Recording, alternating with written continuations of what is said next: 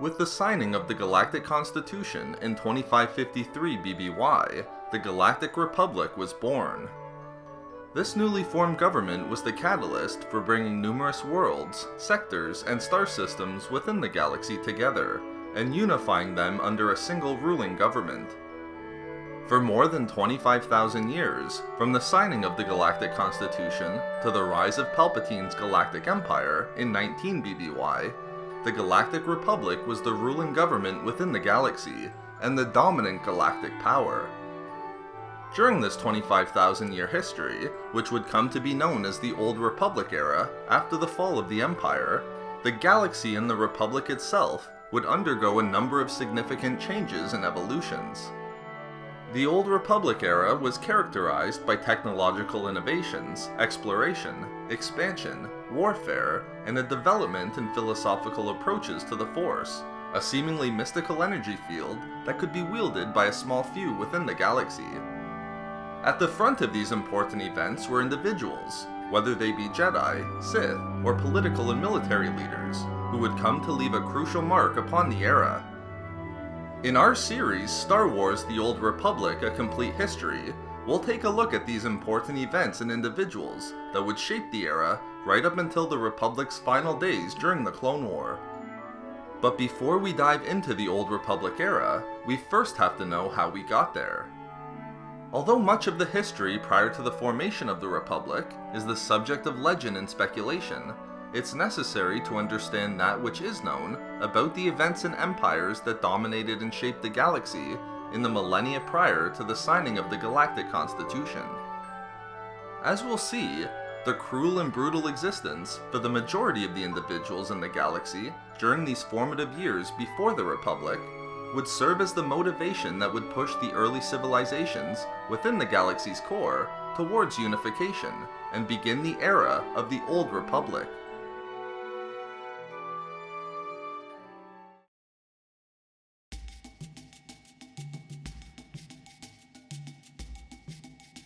Very little is truly known about the first civilizations in the galaxy, but what is agreed upon by those specializing in the galaxy's pre-Republic history is that the Galactic Republic was born out of an era characterized by violence, destruction, and slavery.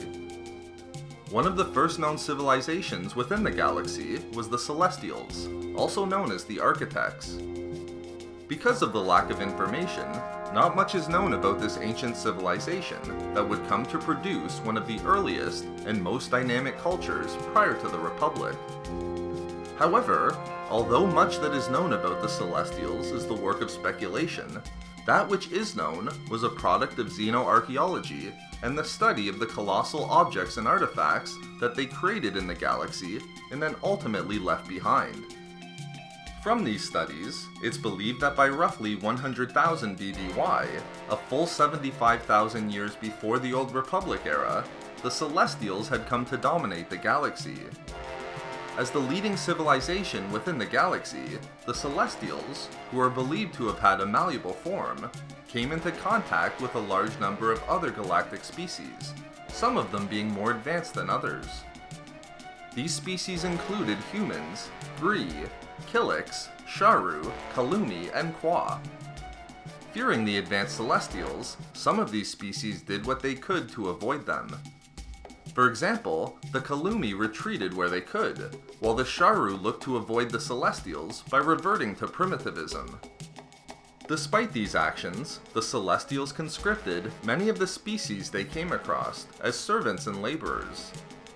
Together with their newly acquired servants, the Celestials set out to build extraordinary technological projects. Some Republic historians and scientists believe that the Celestials used these astonishing technological innovations to assemble entire star systems and produce hyperspace anomalies not only within the unknown regions, but around the entirety of the galaxy as well. Further, it was thought possible by the Jedi and the Sith that it was the Celestials who guided the balance between the light and dark sides of the Force.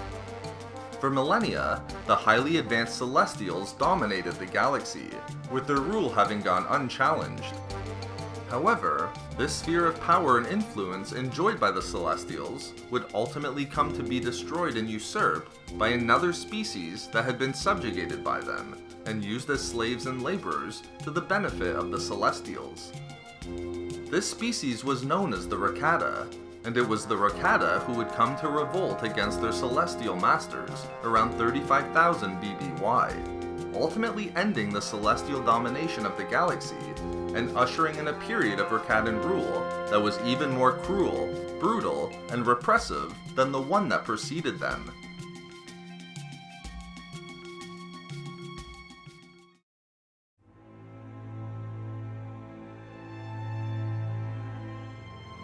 A species of amphibian-like bipeds, the Rakata originated on their home planet of Lahan, which was located within the unknown regions of the galaxy.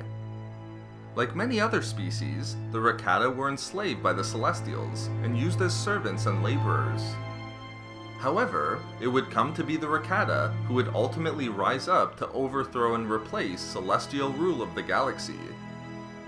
The beginnings of the Rakata Revolt can be seen as early as 36,453 BBY, when the Rakata made contact with the Force-sensitive species known as the Qua, when they were able to arrive upon Lahan through the use of their advanced technology that allowed them to instantly travel across the galaxy. The Rakata benefited immensely from their relationship with the Qua, as the Qua taught them their secrets about the Force, and also shared with them their highly advanced technology. However, the Qua were too late in realizing that the Rakata were a species that desired to conquer the other worlds of the galaxy for themselves, and dominate the galaxy for their own benefit. As the benefactors of the Qua's technology and knowledge of the Force, which they used to draw solely upon the dark side, the Rakata revolted against the Celestials, and started an aggressive expansion of conquest throughout the unknown regions. By 35,000 BBY, the Rakatan revolt against the Celestials was in full effect, as they emerged from the conquered unknown regions into the rest of the galaxy at large. The Rakata waged a devastating war of extermination upon the Celestials, also attacking the other slave species, such as the Gree, Kilix, and Qua, as a means of weakening the Celestial hegemony.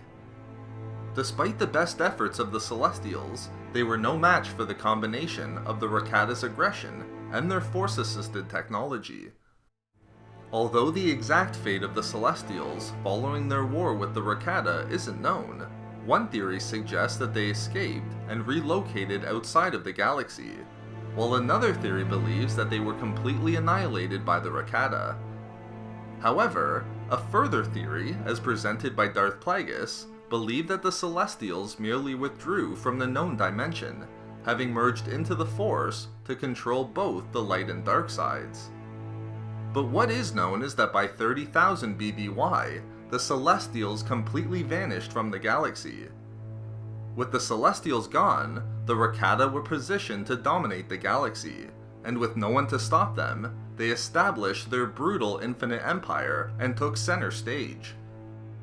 Having eliminated the Celestials from the galaxy by 30,000 BBY, the Rakata organized the Infinite Empire around their homeworld of Lahan, and set their sights on conquering and enslaving the existing populations of the galaxy.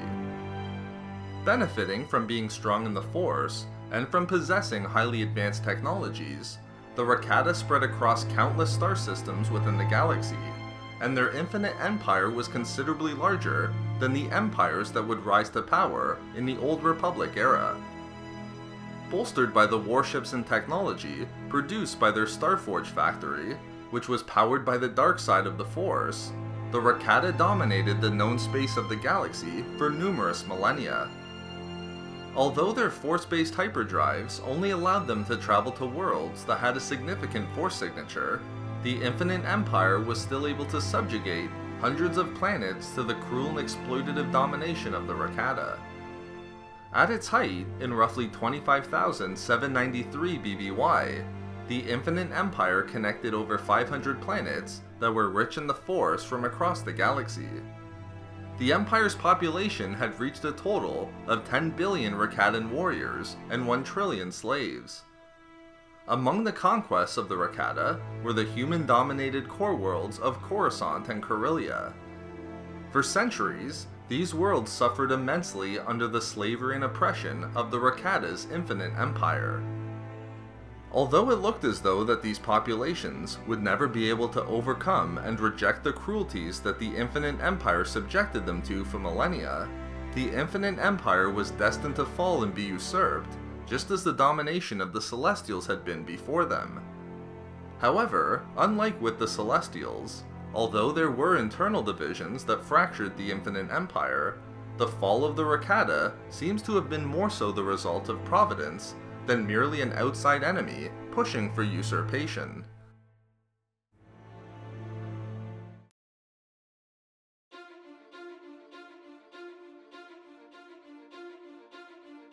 The powerful Infinite Empire, which had enjoyed galactic supremacy since at least 30,000 BBY, began to unravel in about 25,200 BBY. The fall of the Rakatan Infinite Empire happened dramatically and without warning, as the Empire's millennia-long rule over the galaxy would be completely undone in only a few years. The first event in the downfall of the Infinite Empire was the eruption of a devastating civil war within Rakatan civilization. Although there'd always been constant internal tensions over the years, since the Rakata replaced the Celestials as the dominant force within the galaxy, the generations that the Rakata had been subjected to the corrupting influence of the Starforge, and more specifically, the dark side that powered it, finally drove the civilization into open and violent hostilities. While the internal warfare did much to weaken the Empire, even open civil war was nothing compared to what came next for the Rakata. As the Empire was declining in power, the Rakatan civilization was overcome with a deadly plague that killed billions and almost exterminated them. Even the survivors didn't escape the plague's destructive consequences, as those who survived suddenly lost their connection to the Force. As the Rakata lost their connection to the Force, they also lost their ability to use their highly advanced technology, thereby forcing them to rely on lesser technologies that were not dependent upon the Force. Therefore, as a result of being ravaged by internal warfare and the sudden appearance of a plague, the Rakata were decimated, and their infinite empire was brought to its knees. Sensing the sudden weakness in the Rakata, the enslaved worlds comprising the Infinite Empire began to rise up in numerous slave revolts and rebellions. Given the newfound vulnerability of the Rakata, they had no choice but to abandon their conquests in the galaxy at large and retreat back to their homeworld of Lahan within the Unknown Regions. Reduced to their homeworld after the total collapse of the Infinite Empire, Rakatan civilization continued its decline into obscurity and darkness. The Rakata rapidly descended into barbarism on Lahan, as their numbers were whittled down to only a few thousand survivors. The infighting that was the catalyst of their downfall continued, bringing further decline and ruin to the Rakata. After millennia of infighting, all that was left of the once mighty Infinite Empire was a handful of barbaric tribes that were isolated within the Unknown Regions on Lahan.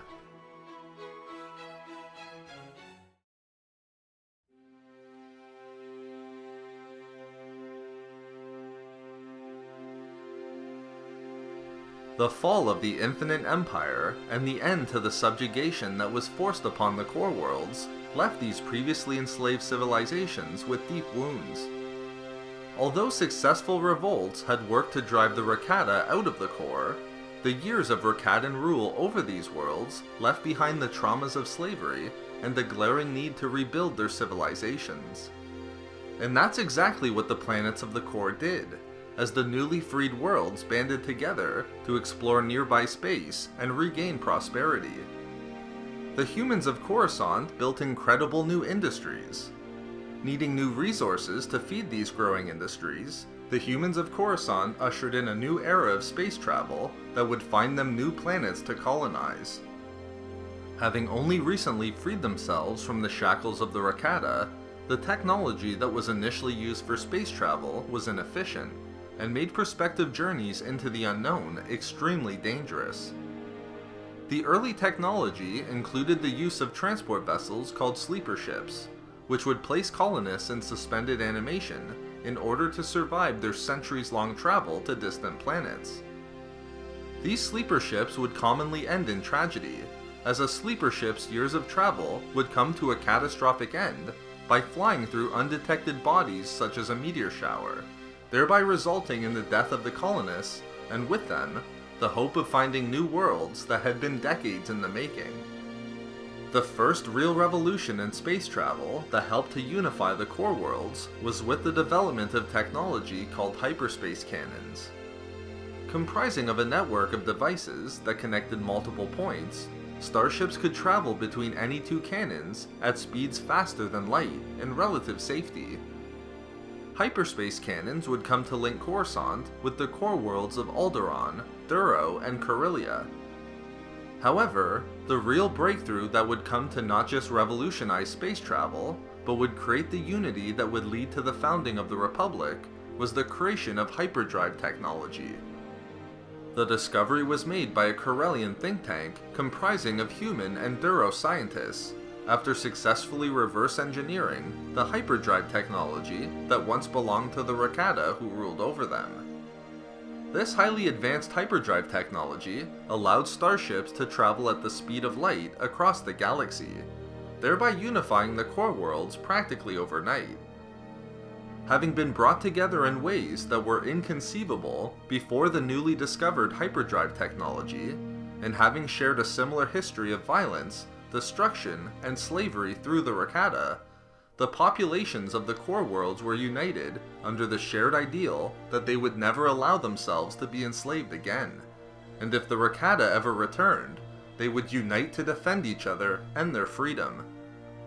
It was these shared ideals of freedom, democracy, justice, and peace among the core worlds that would directly lead to the signing of the Galactic Constitution in 25,053 BBY, and the emergence of the era that would be known as the Old Republic.